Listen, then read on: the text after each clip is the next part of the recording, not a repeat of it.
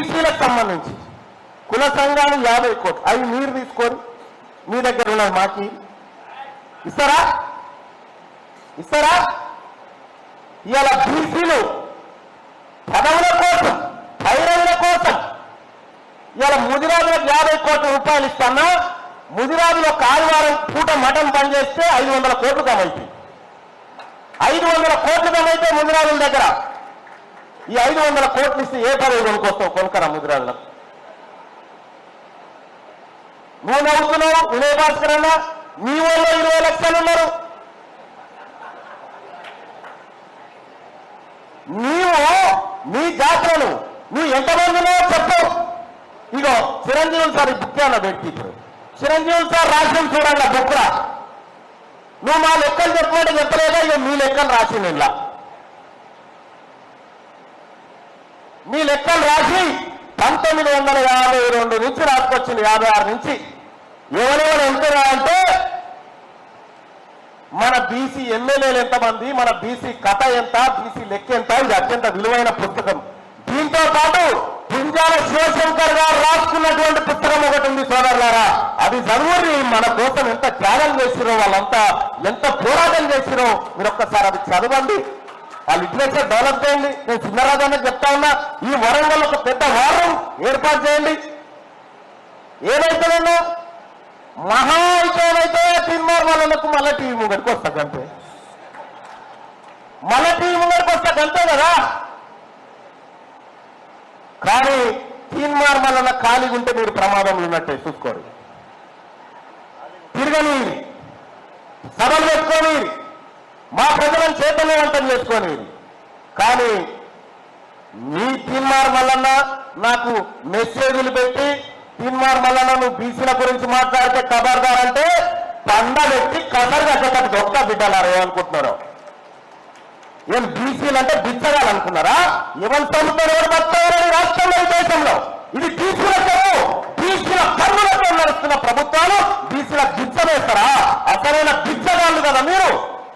అందుకోసమే సోదరులారా నేను చెప్తా ఉన్నా, ఇక్కడి నుంచి మా వినయాలు ఉన్నాడు, మా యాదవ్ సాబ్ ఉన్నాడు, మా అన్న సుందరరాజన్ ఉన్నాడు, అందరు ఉన్నారు.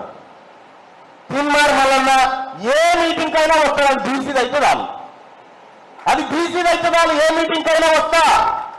ఎందుకంటే ఏ పార్టీలో ఉన్నా బీసీ బిడ్డలు నా కోట్లు వేశారు కాబట్టి వస్తా. ఇక రెండో విషయం,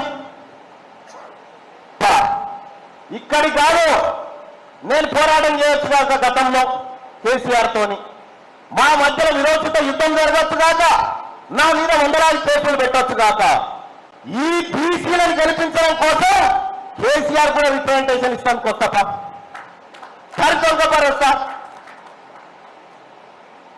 ఇవాళ బీపీ మండల్ గారి జయంతి సందర్భంగా చెప్తా ఉన్న బీసీ సోదరులారా, యుద్ధం ప్రారంభమైంది.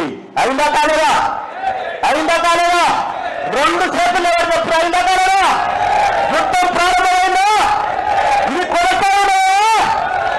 మీరు రాసి పెట్టుకొని ఈ యుద్ధంలో తిన్మార్ మల్లన్న అంతిమ యాత్ర రాకపోవచ్చు, కానీ వదిలి పెట్టను. బీసీ రాజ్యం కోసం, బీసీల అధికారం కోసం తిన్మార్ మల్లన్న ఎప్పటికీ మీ అందరితో కలిసి ముందుకు నడుస్తారని చెప్పి తెలియజేస్తా ఉన్న సోదరులారా, ఇక్కడ ఎక్కడైనా ఇక ఒక ఆయన చెప్తాడు మీరు బీసీలంతా ఏడ ఐక్యమవుతారా అంటే, మా ఐక్యత మాకు ఇచ్చిపెట్టరా భయ్, నీకెందుకు బాధ?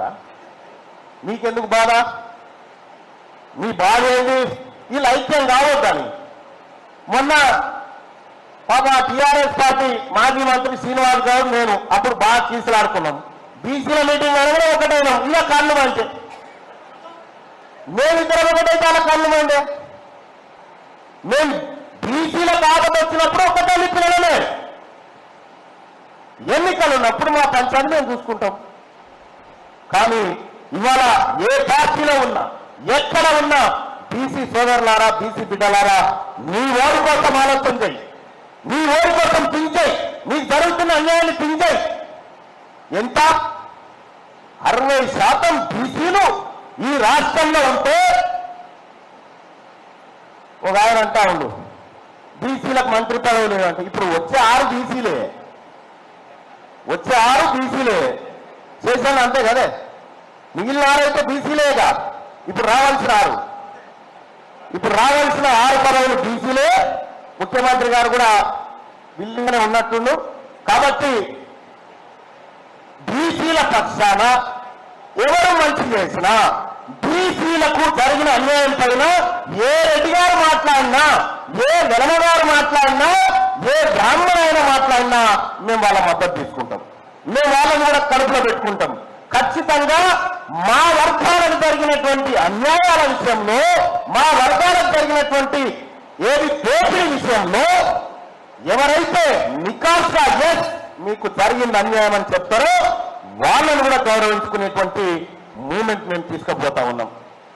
సోదరులారా, ఇదే వరంగల్లో దాదాపు నేను 100 కిలోమీటర్లు పాదయాత్ర చేసిన, 100 కిలోమీటర్లు తిరిగిన ప్రజల మూడు చూసినన్నా నేను నమ్ముతున్నా ఈ ప్రజలని రాబోయేటువంటి 3-4 ఏళ్లలో మొత్తం బీసీ సమాజం అంతా ఒక్క తాటి మీదకి రాబోతా ఉంది. మనము శాస్త్రం చెప్పాలన్న రాజ్యాంగం మనం ఏమన్నది? శాస్త్రంలో క్లాసెస్ అని చెప్పింది, మనం తరగతులు అని చెప్పింది. అంటే ఒకే తరగతిలో ఉండేటువంటి బిడ్డలే బీసీలు. కాబట్టి మనము పొలిటికల్ గా అన్టచబుల్ ఉన్నాం. ఇలా ఒక బీసీ బిడ్డ సీటు సంపాదించుకోవాలంటే ఎంత పరేషాన్ ఉందో తెలుసు మీ అందరికీ.